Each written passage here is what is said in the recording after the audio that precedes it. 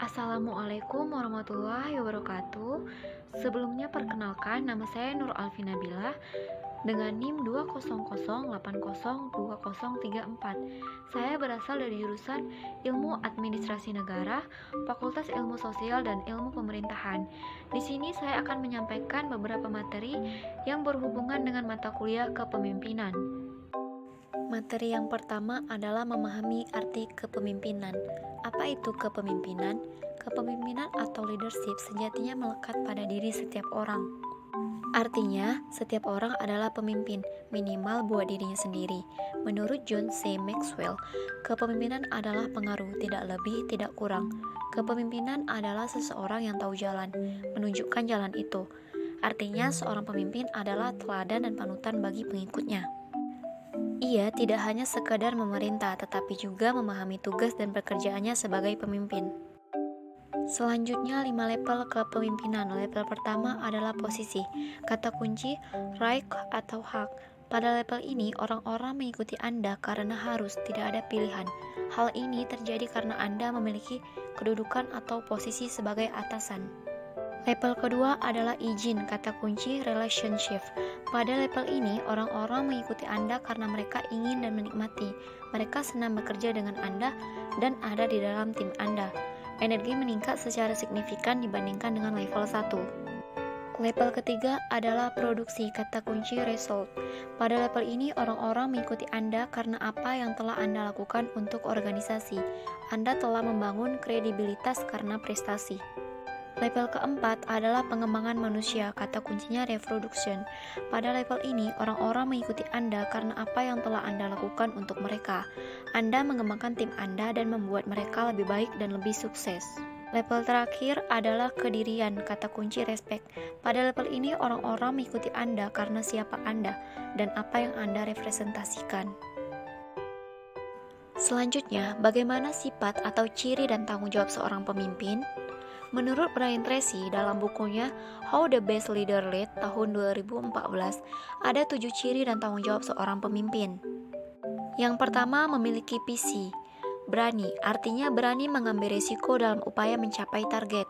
Memiliki integritas, artinya sebuah nilai yang menjamin semua nilai baik lainnya akan terwujud. Inti integritas adalah kejujuran. Rendah hati, berkarakter kuat, memiliki kepercayaan diri yang lebih tinggi dan kesadaran untuk menerima kelebihan orang lain. Memiliki pandangan jauh ke depan, artinya memiliki kemampuan analisis yang tajam dan akurat. Mampu berfokus pada sumber daya pribadi dan organisasi, artinya pemimpin senantiasa berfokus pada kebutuhan organisasi. Dan yang terakhir adalah mampu bekerja sama, artinya kemampuan pemimpin untuk membuat semua orang bekerja sama. Selanjutnya, materi kedua adalah pemimpin bermakna. Menurut Lao Tzu, seorang filsuf Cina mengklasifikasikan pemimpin ke dalam 4 kelompok. Kelompok yang pertama, pemimpin-pemimpin yang berhasil menyelesaikan tugas besar, diikuti dan dipuji oleh pengikutnya. Pemimpin yang menggunakan ancaman, menakut-nakuti pengikutnya untuk mencapai tujuan. Pemimpin terburuk dan tidak disukai karena sering menggunakan tipu daya dan kekuasaannya secara sewenang-wenang. Dan kelompok yang terakhir, pemimpin terbaik, yaitu mereka yang telah mencapai tujuan dan menyelesaikan tugasnya, lalu tidak segan mengatakan kepada pengikutnya bahwa sukses yang telah diraih adalah keberhasilan bersama. Lalu, bagaimana menjadi pemimpin yang terbaik? Untuk menjadi pemimpin yang terbaik, seseorang harus memiliki perilaku yang mencerminkan derajat kepemimpinan tinggi. Ia harus menjadi satu padu dengan timnya. Harus dapat melihat sesuatu dalam konteks yang lebih besar, memiliki visi yang jelas dan berkomitmen tinggi terhadap strategi dan program yang sedang dijalankan. Selanjutnya, prinsip kepemimpinan Rasulullah. Yang pertama, menomorsatukan fungsi sebagai landasan dalam memilih orang atau sesuatu, bukan atas dasar penampilan atau faktor luar lainnya. Mengutamakan kemanfaatan daripada kesia-siaan. Mendahulukan yang lebih mendesak daripada yang bisa ditunda. Lebih mementingkan orang lain daripada diri sendiri, memilih jalan tersulit untuk dirinya dan memberikan yang termudah untuk umatnya. Dan yang terakhir adalah mendahulukan tujuan ukrawi daripada duniawi. Puncak kegemilangan kepemimpinan Nabi Muhammad SAW adalah keberhasilan beliau menjadi pemimpin abadi. Cara berpikir dan pengaruh kepemimpinannya terus dirasakan dan diikuti umat manusia hingga akhir zaman. Selanjutnya, materi ketiga adalah mengelola sumber daya manusia. Apa itu sumber daya manusia? Pengertian sumber daya manusia secara makro adalah penduduk suatu negara yang sudah memasuki usia angkatan kerja, baik yang belum bekerja maupun sudah bekerja. Sedangkan pengertian sumber daya manusia secara mikro adalah individu yang bekerja di suatu instansi, yang biasa disebut pegawai, buruh, karyawan, pekerja, tenaga kerja, dan sebagainya. Dewi Hanggraini dalam bukunya yang berjudul Manajemen Sumber Daya Manusia menyatakan bahwa sumber daya manusia merupakan bagian vital bagi kelangsungan dan keberhasilan sebuah organisasi. Sumber daya manusia layaknya bahan bakar menjadi sumber energi bagi perjalanan suatu organisasi guna mencapai tujuannya. Selanjutnya, pengelolaan sumber daya manusia. Pengelolaan sumber daya manusia meliputi kegiatan perencanaan, penganggaran, penilaian, rekrutmen dan seleksi, penerimaan dan pemberhentian, pelatihan dan pengembangan, pengembangan karir, pengembangan organisasi, manajemen kinerja, kompensasi, serta hubungan industrial. Mengapa pengelolaan sumber daya manusia itu penting? Sumber daya manusia adalah motor, operator, dan eksekutor dari seluruh program kerja yang berbasis pada strategi besar organisasi keberhasilan mewujudkan visi, misi, tujuan, dan target. Dan tujuan organisasi sangat tergantung pada kualitas sumber daya manusia yang dimiliki organisasi. Selanjutnya ada aktivitas pengelolaan sumber daya manusia. Yang pertama, persiapan seleksi, artinya analisis jabatan dan desain. Yang kedua, pengembangan dan evaluasi, artinya orientasi pegawai untuk penyesuaian dengan lingkungan. Yang ketiga, pelatihan dan pengembangan, artinya melatih pegawai agar dapat menambah keahlian di bidangnya. Yang keempat, perencanaan karir, artinya jenjang karir dan promosi. Yang kelima, penilaian kerja, artinya evaluasi kinerja pegawai. Yang keenam, kompensasi dan perlindungan, artinya upah dan gaji. Yang ketujuh, keamanan dan keselamatan kerja, artinya jiwa dan raga pegawai harus dilindungi. Yang kedelapan, hubungan kerja, artinya memperlakukan pegawai dengan baik, adil dan layak sebagai manusia seutuhnya, serta tidak menyimpang dari ketentuan dan peraturan yang berlaku. Selanjutnya, materi keempat adalah hubungan pemimpin dan pengikut. Bagaimana cara mewujudkan hubungan pemimpin dan pegawai yang baik dan harmonis di tempat kerja? Dalam konteks tempat kerja, pengikut adalah pegawai yang menjadi bawahan. Hubungan antara pemimpin dan pegawai di sebuah organisasi sangatlah penting dan menentukan. Yang pertama, penuhi harapan dan kebutuhan pegawai. Sebagai manusia, setiap pegawai memiliki keinginan, kebutuhan, dan harapan. Di sisi lain, seorang pemimpin harus mampu mengenali dan memahami keinginan, kebutuhan, dan harapan setiap pegawai, baik yang bersifat pribadi maupun profesional. Yang kedua, komunikasi di tempat kerja. Komunikasi dua arah yang terbuka dan dilandasi saling percaya dan menghargai satu sama lain akan menimbulkan kenyamanan dan suasana kerja yang kondusif.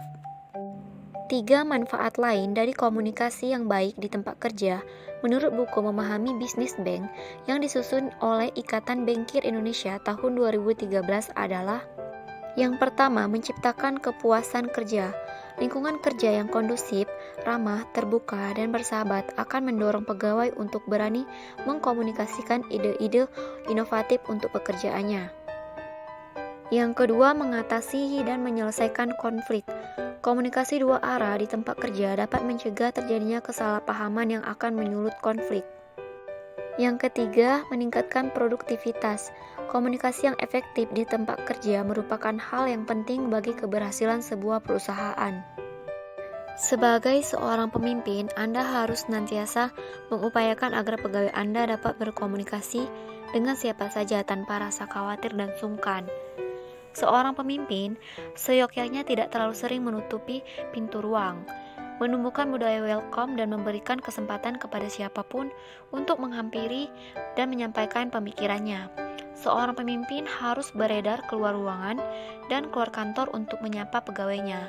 Jika perlu, atur jadwal kunjungan. Yang ketiga, Membangun tempat kerja yang menyenangkan. Tempat kerja yang menyenangkan harus memiliki 5 dimensi. Dimensi yang pertama adalah kredibilitas.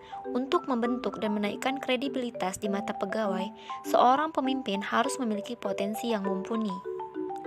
Yang kedua, rasa hormat atau respek. Menunjukkan dukungan terhadap pengembangan diri pegawai, memberikan apresiasi, memperhatikan mereka sebagai individu yang memiliki kehidupan pribadi. Yang ketiga, keadilan. Seorang pemimpin harus mampu mewujudkan kesetaraan, yaitu perlakukan yang seimbang dan adil bagi semua orang atau pegawai-pegawainya. Yang keempat, kebanggaan. Seorang pemimpin harus memperhatikan dan mengapresiasi, tunjukkan kepada pegawai bahwa keberhasilan perusahaan adalah keberhasilan bersama. Dan dimensi yang terakhir adalah persahabatan. Seorang pemimpin harus mampu menjalin hubungan keakraban atau keintiman dalam arti yang positif. Dan yang terakhir, cara mewujudkan hubungan pemimpin dan pegawai yang baik dan harmonis di tempat kerja adalah membangun kepercayaan dan respek. Secara sederhana, upaya membangun kepercayaan dan respek atau rasa hormat adalah dengan menunjukkan kepercayaan dan respek kepada orang lain terlebih dahulu. Selanjutnya, sebagai konsekuensi logis, kita pun akan menuai hal yang sama dari mereka. Selanjutnya, materi kelima adalah Performance Management System. Apa itu Performance Management System? Performance Management System adalah program untuk mengelola kinerja pegawai agar senantiasa berada pada level yang baik sebagaimana yang diharapkan. Selanjutnya, penetapan tujuan. Definisi yang pertama, menetapkan tujuan merupakan program kegiatan pertama dalam performance management model karena akan menjadi acuan dan sasaran yang harus dicapai organisasi. Definisi yang kedua adalah target organisasi umumnya ditetapkan oleh top manajemen berdasarkan visi misi. Selanjutnya, pembinaan, konseling, dan monitoring. Tujuannya adalah untuk mendeteksi permasalahan dan kesulitan yang dihadapi pegawai dalam upaya mencapai target yang menjadi bebannya. Selanjutnya, penilaian kinerja. Definisi yang pertama adalah penilaian kinerja atau proses yang dilakukan perusahaan untuk mengevaluasi dan menilai kinerja individu setiap pegawai. Definisi yang kedua adalah tujuan penilaian kinerja untuk mengambil keputusan promosi, demosi, rotasi, mutasi, dan pemutusan hubungan kerja. Selanjutnya, reward dan punishment. Reward dan punishment merupakan aktivitas terakhir dalam performance management model. Dalam bahasa sederhana, reward adalah penghargaan atau apresiasi atas sebuah keberhasilan, sedangkan punishment adalah sebuah sanksi atau hukuman atas ketidakmampuan menjalankan target organisasi.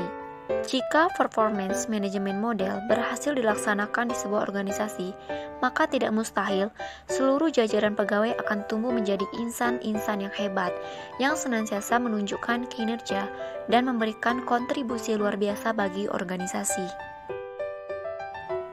Demikianlah beberapa hal yang dapat saya sampaikan.